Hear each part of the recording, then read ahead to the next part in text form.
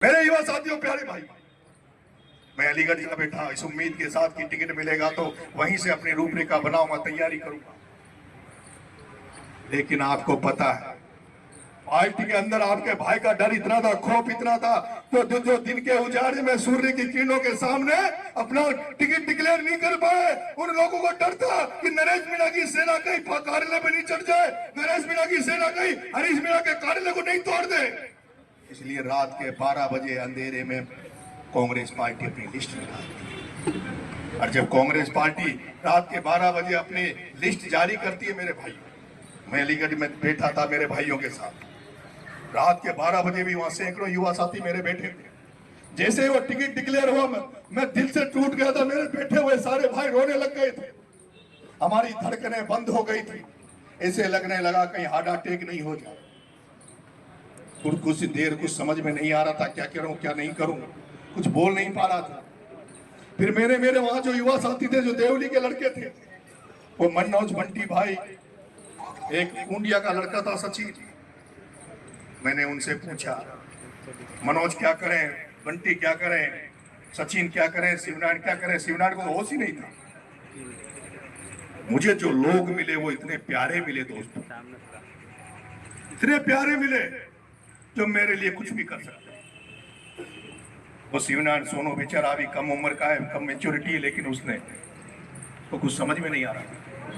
मैंने पूछा भाई लोगों क्या करें, तो उन्होंने कहा भाई साहब क्या करें, अभी भी अपने पास आज के युवा पैसे का जुगाड़ नहीं था। अपनी दुकान जम गई, 44,000 वोट आ गए, कहीं ऐसा नहीं हो जाए अपन खड़े हो जाए और अपनी मुट्ठी खुल जाए और अपनी जो ताकत बनी हुई है वो भी खत्म हो जाए। उनका बात तो सही कह रहे हैं, और यही कारण था मेरे भाइयों। तो जैसे ही वो रिजल्ट आया, क्योंकि मेरे भी एक भी जानता था कि बाद में कुछ फैसला लूंगा तो जनता ये कहेगी, लोग मेरे बारे में कई फेसबुक पे लिखते हैं, मैं उनसे कहना चाहता हूं, तुम्हारा भाई राजनीति की ABCD पूरी जानता है, A to Z तक जानता है। मेरे को पता था, मन का अगर तुरंत डिक्लेयर नहीं करेंगे तो बीजेपी वाले ये कहेंगे, कांग्रेस वाले ये कहेंगे, इसलिए कह देते हैं कि चुनाव नहीं लड़ेगा। और ये मैंने जैसे घोषणा करी, मुझे चाहने वाले लाखों युवा निराश हो गए थे, हौसला पस्त हो गए थे। लेकिन जैसे जब मैंने रोते हुए का मेरा वीडियो आया, सुबह मैंने जो आकलन किया, कल मैं देवली गया, देवली में मैंने सर्वे किया, पूरी जनता ये चाहती कि नरेश मीणा चुनाव लड़ो, नरेश मीणा चुनाव में खड़े, नरेश मीणा चुनाव लड़ो, नरेश मीणा चुनाव में खड़े हो जाओ। फिर मैंने भी मन बनाया और फिर मैंने ये सोचा कि नरेश अभी नहीं तो कभी नहीं।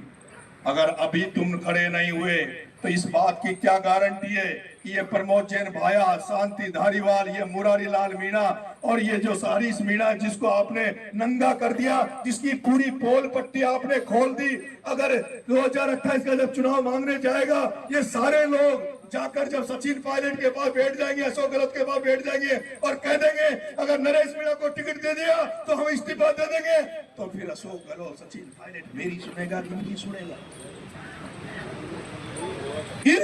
अशोक गहलोत मेरी सुनेगा कि इनकी सुनेगा? राहुल गांधी मेरी सुनेगा इनकी सुनेगा? मैंने राजनीति को बहुत नजदीक से देखा है मेरे प्यारे भाई। एक बार किरोड़ी लाल जी मीणा जब 2008 के बाद में उनका मन हुआ मैं कांग्रेस ज्वाइन करूं, वो दिल्ली में चले गए, सोनिया गांधी से मिले, गोलमा को पीड़ी लुगड़ी उठवाई।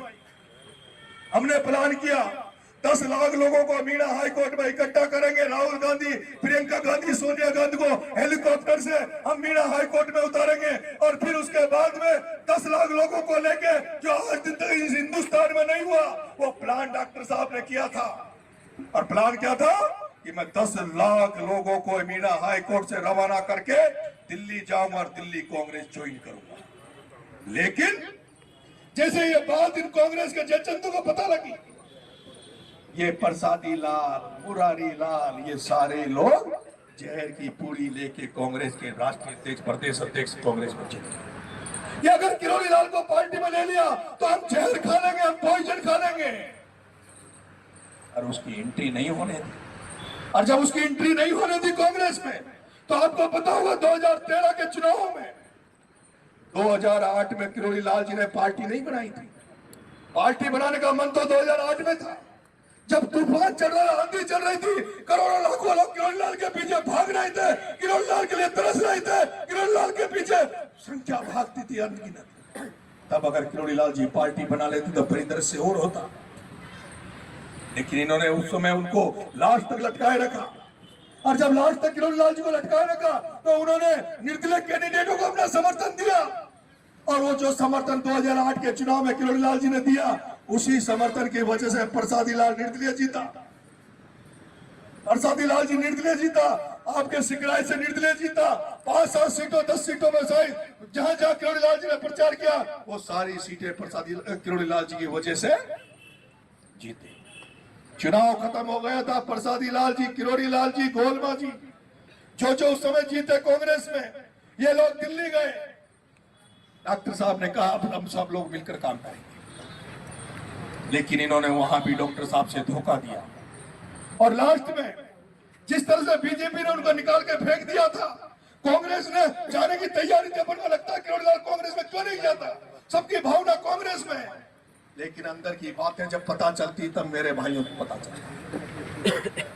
किरोड़ी लाल जी को कांग्रेस में नहीं जाने दिया, तब जाके उन्होंने राजपा बनाई। लेकिन राजस्थान की राजनीति में नरेश मीणा पहला व्यक्ति नहीं है जो निर्दलीय के रूप में संघर्ष की राजनीति कर रहा है या जिसमें माता है। नरेश मीणा से पहले भी बहुत बड़े योद्धा इस राजस्थान की धरती पे पैदा हुए। सबसे पहले किसी जाट नेता ने सीकर में पार्टी बनाई थी, नाम मुझे ध्यान नहीं आ रहा, शायद चौधरी थे कोई, हाँ जी, जिन्होंने राजस्थान में पार्टी बनाई थी, सफल नहीं हुआ। फिर राजपूत समाज में देवी सिंह भाटी जी ने सामाजिक न्याय मंच के नाम पर पार्टी बनाई थी, एक एमएलए बना, सफल नहीं हुआ। उसके बाद में घनश्याम तिवारी ने पार्टी बनाई, उसके बाद में प्रहलाद कुंजल जी ने पार्टी बनाई, किरोड़ी लाल जी ने पार्टी बनाई, राजकुमार रोत ने पार्टी बनाई, चंद्रशेखर आजाद ने अपनी पार्टी को लेकर यहां प्रयास किया। सचिन पायलट भी एक दिन दो राय पे खड़े हो गए थे, वो भी मजबूर हो गए थे, मजबूर कर दिया गया था उनको भी पार्टी छोड़ने के लिए। कोई भी व्यक्ति राजनीति में जो है वो राष्ट्रीय पार्टी से जुड़ा हुआ रहना चाहता है, लेकिन राष्ट्रीय पार्टी ऐसे हालात पैदा करती है, ऐसे कंडीशन खड़ी कर देती है कि अगर या तो जिंदा रहना है तो पार्टी के साथ रहो, और जब पार्टी के साथ रहना है तो पार्टी की गुलामी करो, पार्टी के नेताओं के आगे झुको। और जो व्यक्ति पार्टी के नेताओं के आगे झुक जाता है, उनके साथ कॉम्प्रोमाइज कर जाता है, समझौता कर लेता है, उसके साथ जनता नहीं रहती। और जो जनता का नेता बनता है, जो जनता के साथ रहता है, उसको पार्टियां कभी स्वीकार नहीं करती। आपने हालात देखे होंगे, पायलट साहब ने अजमेर से जो यात्रा निकाली, वो क्यों निकाली? जब उन्होंने अजमेर से यात्रा निकाली, अजमेर से जब छात्र युवा किसानों के लिए आवाज उठाई, जयपुर में आए, तब जाके कांग्रेस पार्टी घबरा गई थी कि सारे युवा नेता, सारे लोग तो छोड़ के चले गए पार्टी को। अगर ये सचिन पायलट भी चला गया तो दुकान में सामान नहीं बचेगा, इसलिए इसको तो पटा लो, इसको तो मना लो। और उसके बाद उनको मनाया। लेकिन मेरे प्यारे भाइयों, आज हमारी स्थिति ऐसी हो गई कि अब हमें हर हाल में लड़ना होगा। या तो लड़कर जीत जाएंगे और या फिर अपने आप को मिटा लेंगे, अपने आप को खत्म।